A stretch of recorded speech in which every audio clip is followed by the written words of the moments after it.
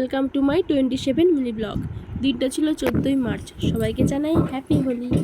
ভোর 3টের দিকে উঠে আমাদের রান্না শুরু হয়ে গেছে।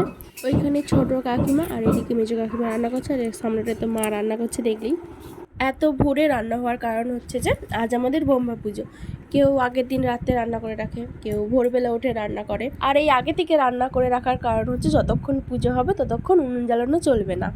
রান্না বান্না শেষ করে সব গোছানো হচ্ছে, সেই সময় পুজো দেখি হাতে রং মাখছে।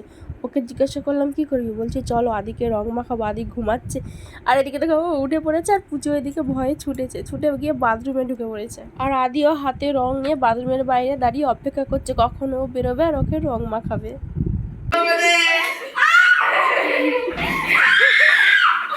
তারপর আমি গিয়ে ঘুমিয়ে গেছিলাম, উঠে দেখি 8:30 বেজে গেছে।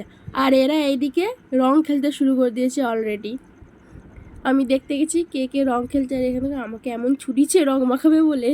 তারপর আমি রেডি হয়ে প্রথমে আমাদের গোপু সোনাকে রং মাখালাম, তারপর বড়দের পায়ে আবির দিয়ে প্রণাম করে দোলটা শুরু করলাম।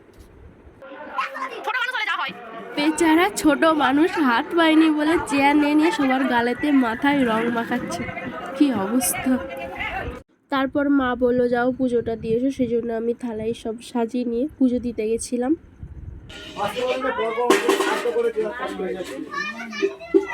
তারপর সবাই মিলে পুকুরে ঘর ডাবাতে গেছিলাম। ওখানে গিয়েও যে যাকে পাচ্ছে রং মাখাচ্ছে, শুধু অবস্থাটা দেখতে থাকো। তারপর সন্ধ্যাবেলায় যে এনারা দুজন চলে এলেন, সকালে আসেনি, এখন রং মাখাতে এসছে। আবিরে গোটা মাথা মুখ সব ভর্তি করে দিয়েছে। রাতে পুজো এই শরবতটা বানিয়েছিল, তারপর খেলাম।